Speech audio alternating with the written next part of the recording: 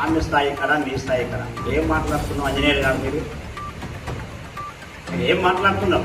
సునీతమ్మ గారిని బుద్ధి జ్ఞానం మాట్లాడుతున్నావు. నువ్వు మాట్లాడడానికి స్థాయి సందర్భం అర్హత కూడా ఉండాలి. సరే, నేను మాట్లాడుతున్నా ఆంజనేయులు గారు, నువ్వు సర్పంచ్ ఎలక్షన్లలో రంగం పెట్టుకొచ్చినావు, ఇష్టం వచ్చిన నాకు వచ్చింది కనుక సరే సునీతమ్మ స్థాయి కాదు నువ్వు. నేను మాట్లాడుతున్నాను, నాతో రా. నీకు దమ్ము ఉంటే ఎక్కడ మాట్లాడదాం? ఏం నేను కబ్జా కోరనన్నావు? ఎస్, నీకు దమ్ముందా? ఎక్కడ మాట్లాడదాం? నేను కబ్జా కోరు నేనా? మెదక్ జిల్లాలో నేను బ్రోకర్ అంటాను, నువ్వా? నేనా నువ్వా? ఎక్కడ మాట్లాడదాం? రాజకీయాలకు రాకముందు నా ఆస్తులు నీ ఆస్తులు మెదక్ కలెక్టరేట్లో మాట్లాడదాం. భూములు అమ్ముకుని బతికిన నేను, నీవా నా మీద మాట్లాడేది? నా భార్య మంద అమ్ముతుందా? కొంచారం మండలం నేను చిరపరిస్థితుని.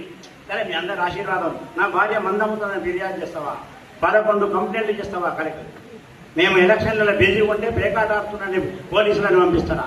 ఇదే మెదక్, సరే సార్ పేరు చెప్పాను కానీ ఇదే పోలీస్ ఆఫీసర్ అన్నాడు, మోటు పదం. ఇదే మాట అన్నాను. ఎందుకు మీరు ఏమైంది ఇట్లా ఇన్ని ఫిర్యాదులు చేస్తున్నాడే అన్నాడు. సార్ నేను టీఆర్ఎస్ ఇట్లా అట్లా సక్కగా ఫిర్యాదులు 11 ఫిర్యాదులు చేస్తాం. చీటికి మాది ఊరికి వచ్చి మందులు ఎంకడం, మందు అమ్ముతున్నాడు అన్నాడు. సరే ఆంజనేయులు గారు, ఇప్పుడు నేను సవాల్ చేస్తున్నా, ఎప్పుడు మాట్లాడదాం, ఎక్కడ మాట్లాడదాం? నిజంగా నేను కనుక కబ్జాదారునైతే నీ ప్రభుత్వం ఉంది, నీ హోమ్ మినిస్టర్ ఉన్నాడు, నేను ఎక్కడ కబ్జా చేసినావు నువ్వు రా, నేను వస్తాను. నేను ఒకవేళ కబ్జా చేస్తే ఒకరికి 10 రూపాయలు కట్టి తప్పైందని రాజకీయంగా శాశ్వతంగా నేను వెళ్ళిపోతే ఇక మళ్ళీ రాను. నీలాంటి బ్రోకరేషన్ నేను వేయలేదు. నోరు అదుపులో పెట్టుకొని మాట్లాడు. నువ్వు అధ్యక్షుడు అని నీ ముఖానికి నువ్వు అధ్యక్షుడి కదా, ఎక్కడ పని చేస్తున్నావా? ఫేస్బుక్లో తప్ప ఒక 10 మందికి సహాయం చేసినావా? నేను ఒక మాజీ మా తమ్ముడు మా సర్పంచ్ కనుక చెప్పు, నేను కొంతనన్న ప్రజలకు సహాయం చేస్తున్నా. నువ్వు ఏం చేస్తున్నా? ఇప్పటికి మన ఇద్దరం పోల్చుకున్నాం. ఈ సంవత్సరం 2026 నువ్వేం చేసినావో నేనేం చేసినావు? వాళ్ళు ఎంబడి ఎక్కడన్నాయా? నర్సాపూర్ కాన్స్టిట్యూన్సీలో తిరిగేది. మెదక్ల పెద్దలు హనుమంతరావు గారు సార్ ఎంబడి తిరిగిలో ఫోటోలు పెట్టుకుంటాం. ఇక్కడ చేసింది ఏమిటి? సరే దయచేసి గమనించండి అమ్మ, నేను అనవసరంగా పక్క విషయం పోయినాం, కానీ నాకు సందర్భం కోసమే నేను ఎదురు చూస్తున్నాను. తప్పకుండా ఆంజనేయులు గారు, ఇక్కడ నుంచి నువ్వు కంట్రోల్ ఏమంటే బీసీ అంటావు. ఒక ఎంఎస్సీ బీఈడి చదివిన అమ్మాయిని నువ్వు మందు అమ్ముకుంటున్నావు. నువ్వు ఇదేనా నీ బీసీల మాట?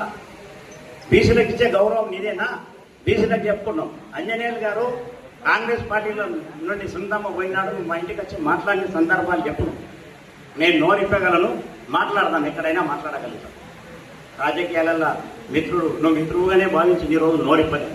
కానీ నువ్వు ఎప్పుడైతే నా కుటుంబం మీద వ్యక్తిగత విషయాలు మాట్లాడినావో నేను తప్పకుండా నేను స్పందించాల్సిన బాధ్యత. కానీ సరి అయిన వేదిక సందర్భం దొరకలేదు. ఈ రోజు నాడు ఇక్కడ ఎందుకు మాట్లాడినంటే నా పార్టీ, నా టీఆర్ఎస్, నా మేడం, నా వాళ్ళు ఉన్నారు కనుక నేను ఈ రోజు ఇక్కడ మాట్లాడుతున్నాను.